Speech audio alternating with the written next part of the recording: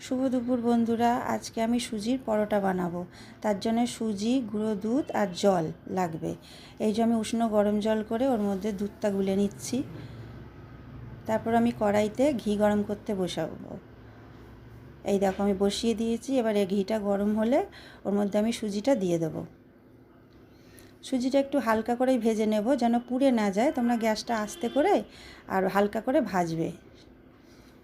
এই যে ভাজা হয়ে গেলে ওর মধ্যে আমি দুধটা দিয়ে দেবো। দুধটা দিলে কি বলো তো, আরও বেশি নরম হয়, ওই জন্যই দুধ দেওয়া।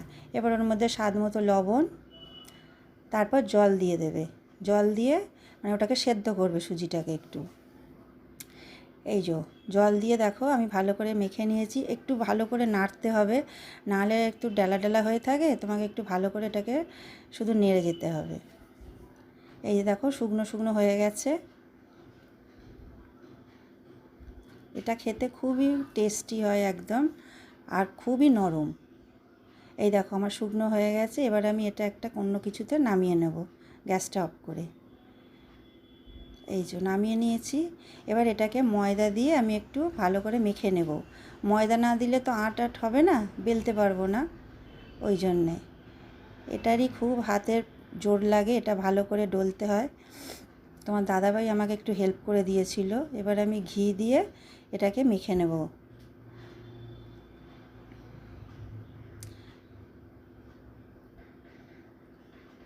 ভালো করে না মেখে নিলে না, এটার ভেতরে একটু ডালা ডালা থাকে, তো ওই জন্যে একটু চেপে ভালো করে মাখলে জিনিসটা ভালো হয়।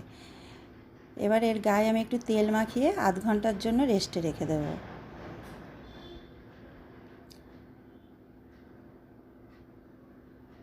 না হলেই বড্ড হাতে লেচি কাটার সময় হাতে আটকাবে, ওই জন্যই তেলটা দেওয়া।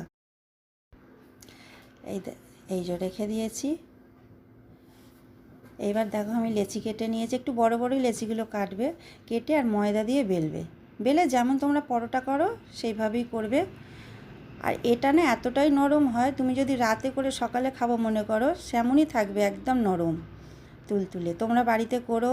আর এটা না আমার একটা বান্ধবীর অনুরোধে করছি, রেসিপিটা দিলাম। সে আমি জানতে চেয়েছিল, তার জন্যে।